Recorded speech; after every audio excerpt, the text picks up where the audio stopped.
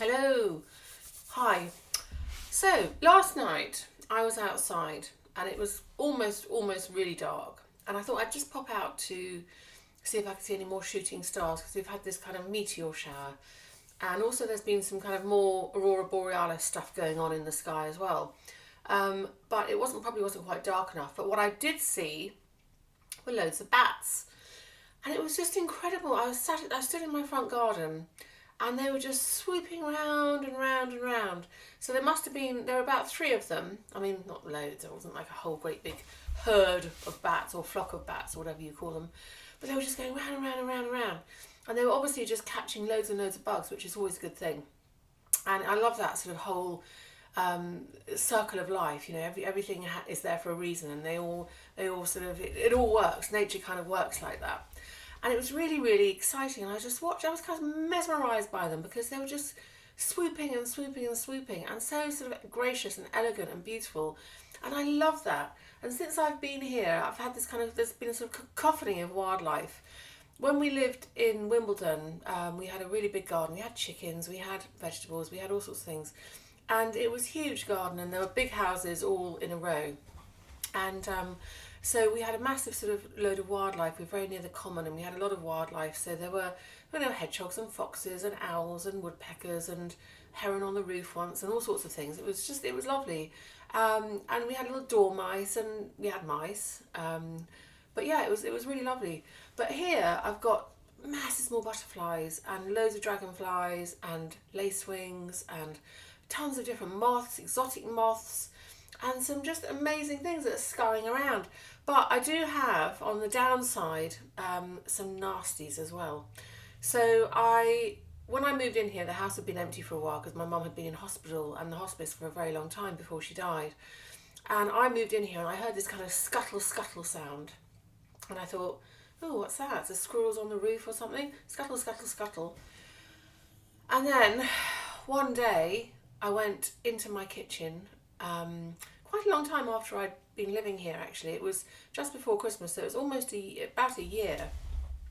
Went into my kitchen and opened my larder, which is like a freestanding kind of Scandinavian armoire thing. So it's a completely freestanding wooden cabinet. And I looked in it and I thought, this is really odd. It looks like somebody's been having a great big party in my cupboard. And it's got sort of like four or five shelves, and there's the usual stuff like cans and cereal, and I have all my baking stuff and any snacks, whatever, all in there. And I thought, this is really odd. It looks like some stuff has been turned upside down, and it was just really weird. So, a bit strange. Didn't really notice anything particularly dodgy apart from that, so I just put things back. And then when I looked closer, I saw that some of the packets had been nibbled, and some of the, like, say a packet of biscuits had been the wrapping had all been nibbled off, or they'd taken the lid.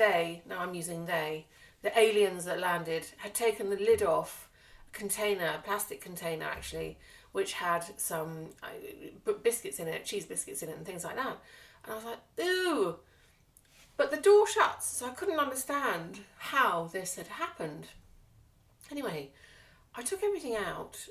Well, no, I took all the things which had been nibbled out and stuff, and I threw them away. And I really hated doing that because I'm a real advocate for no food waste and for using up all your scraps and all of that sort of stuff. So I really cannot stand food waste. And I literally had a whole packet of muesli which I hadn't even opened. I had to throw it all away.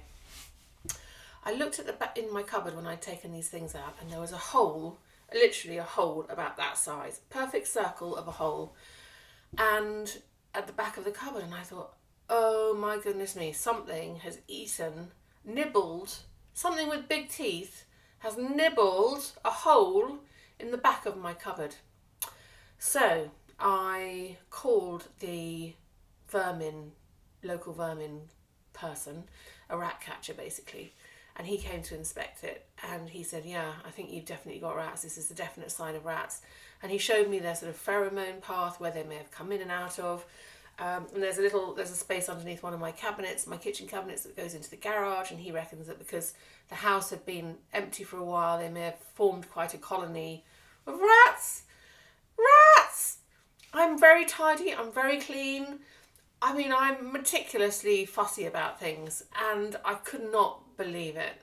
So he said, right, we're going to lay some poison and things, which I, again, really hate doing, but he was like the guy from Roald Dahl's The Rat Catcher. He was like, well, where there's rats, well, there's one rat, there's thousands of rats.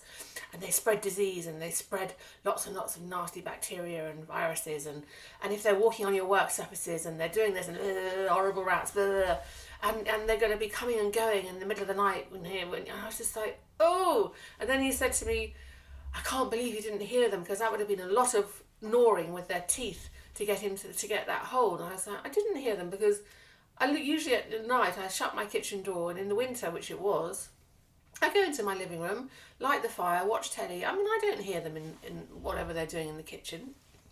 It was just really nasty. It was like horrible. It kind of felt like a real violation. I thought, gosh, these rats. I mean, that's just so gross. I mean, mice are one thing, but rats, that is a whole different ball game.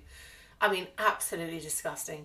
So he said, right, shut the larder cupboard door. Don't touch anything, because once they know that you've been and interfered with things or cleared things away and things, he said, don't touch anything. Leave it for a week and I'll come back. So I left it. I didn't touch anything. I was just like really absolutely grossed out by the whole thing. And anyway, the week later he came back and the poison had all been taken. So that was a really good thing. So he put more poison down. And then he said, I'll come back. Just leave it as is. I'll come back in a few days. So he came back and he said, it was about almost 2 weeks in total. And he said, I think it's time for you to get the antiseptic out and start sterilising the inside of your cupboard and sorting through everything. Honestly, I tell you, the thought of it made me feel sick. I think I'd been blowing up these rats in my head into this infestation of this army of rats that were going to come in when I was asleep at night and sort of marching through my house or my kitchen and just doing what they wanted, having a rave, violating, squirting whatever they squirt everywhere. I mean, absolutely gross. I mean, it was really gross. So I just took out stuff and threw anything that was in any kind of paper packet or cardboard packet away, because I thought they squirt their pheromones on things. That's absolutely disgusting. And then I took anything which had been in containers, and luckily my friends had a load of glass containers and they gave them to me, and I kind of put all the stuff into glass containers because I knew there's no way they're going to be able to gnaw through those, because they gnaw through the plastic. Then I got some duct tape and covered up the hole at the back of the cabinet just to make sure that because once they know a route, they'll come backwards and forwards. Apparently they lay like this pheromone trail, and then everyone comes to enjoy the party. So I've locked that up. And then I gave that cabinet, taking everything out, I gave that cabinet the deepest clean I think it's ever seen in its history. It's probably about 150, 200-year-old cupboard. And I don't think I even cleaned it out when I bought it. When I lived in America, I bought it. And I cleaned it, meticulously cleaned it, and put everything back. And it was like, oh, that's fantastic. Let's just hope they don't come back. And then my rat catcher said to me, once the rats have taken the poison, they'll take it back to their nest and everything. And then you probably might get some flies in the house. Lots of flies. Flies! Ugh! And then he said, you'll probably get a horrible stinky smell. And then he said, call me back when that happens. And I just thought, oh my goodness me, this is the most disgusting episode of my life. It's revolting. I was like, yeah, okay, whatever. Hopefully they're in the garage. The flies won't come in the house. Every morning I came down after about a week or two after he'd gone, and there were flies. I'd be swatting 10 flies when I came down in the morning, went into the kitchen, 5 more flies, went into the kitchen, 8 more flies. It was just a constant flow of flies. Constant flow of flies. I didn't smell anything until I smelt something. Came down one morning and it was just the most putrefying, disgusting stench. And I thought, ugh, there's a dead rat in my kitchen, there's a dead rat. I couldn't find it. And I moved everything, I moved the curtains, I moved all the furniture, I moved everything, I couldn't find it. And so I called the rat catcher and I said, right, this is coming up to approaching almost Christmas, okay? And my family are coming for Christmas and stuff, my children and everything. I was like, this is so gross. And I said, I can really smell something disgusting in my kitchen. And he said, right, I'm coming over. So he came over just like Roald Dahl's rat catcher. And he came over and he was like smelling around just like a rat, like that. And he said, right, I think the rat is located underneath the cupboard, your pantry, your armoire, your cupboard where all the food is, your pantry. And I was like, larder cupboard, and I was like, oh. So it's a huge, great big thing. So it's got sort of a base to it. So we pulled it out, and there's like a gap underneath the base of the cupboard, and there was this dead rat, stinky dead rat. So he got all of his mask and gloves and goodness knows what exterminator stuff, and he took it out and out of the house to his wherever he gets rid of his rats, and it was gross. And then I had to disinfect all of that, and we put more poison down. Anyway, touch wood, that was the last of the rats. I did see more flies, but there were no more dead rats in the house, so that's a really good thing. And I haven't had any touch wood rats since. And he's come back and he's checked everything and blah, blah, blah, blah, blah. Anyway, I was outside. Finally met my neighbours who live away. They live abroad most of the time. And I've been over there about, 6 or 7 times. No luck. Nobody there. They're only here for a couple of months a year. And I went next door and finally met this woman. And we were chatting and I said, oh, there's a couple of things about this and that. And then she said, just to let you know, we have an infestation of rats. And I was like, I just stood there and I was like, okay. And she said, I'm trying to get the rat catcher to come and exterminate them. He usually comes 4 times a year. And I was like, oh, okay. They've got a very big house, they've got a swimming pool, and they've got a big garden, and they're not there much. So she said the reason that they have a problem with rats is because the wisteria had grown into their gutters because they weren't there, and the rats and stuff climb into the attic and they form their nests and stuff in the attic. And I was thinking, oh, all right. Anyway, I said, oh, well, we had a problem with rats, and the guy came and hopefully it's all over and done with. And she said, well, I'm sorting it, blah, blah, blah. Anyway, so back of my head, off I went, back home.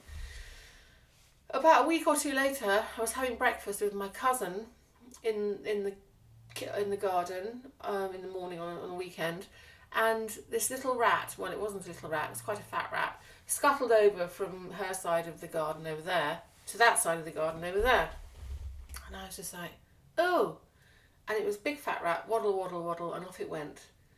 And then I was outside last week in the afternoon, and another rat, same thing, scuttle, scuttle, scuttle from that side to that side.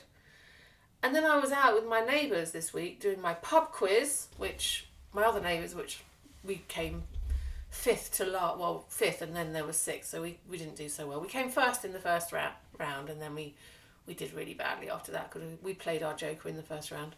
Anyway, it was really fun. But she said, I saw this couple of rats in my garden, and I said, I know, they came across my garden, and I think they were heading towards your garden.